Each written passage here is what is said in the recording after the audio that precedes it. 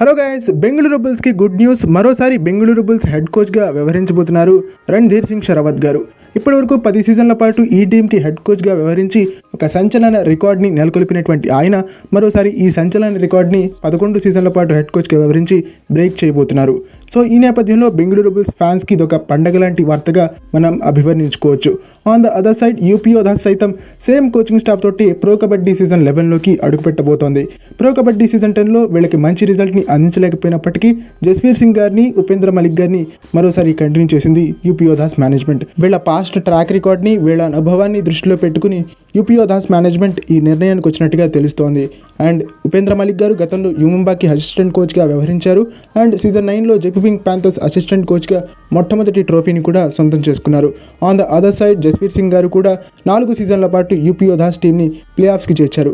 So ఈ నేపథ్యంలో ఇద్దరు కూడా ఇంపార్టెంట్ కోచెస్గా వాళ్ళు భావించారు. సో ఈ నేపథ్యంలోనే వీళ్ళిద్దరిని కూడా రీటైన్ చేసుకున్నట్టుగా మనకు కనిపిస్తోంది. ఓకే ఫ్రెండ్స్, ఇది ఈ వీడియో కనుక మీకు నచ్చినట్టయితే లైక్ చేయండి, షేర్ చేయండి, మన ఛానల్ని సబ్స్క్రైబ్ చేసుకుని పక్కన ఉన్న బెల్ ఐకాన్ ప్రెస్ చేసి ఆల్ ఆప్షన్లో సెట్ చేసుకోండి. అండ్ ఇలాంటి మరిన్ని వీడియోస్ కోసం ఛానల్ని డైలీ ఫాలో అవడానికి ట్రై చేయండి.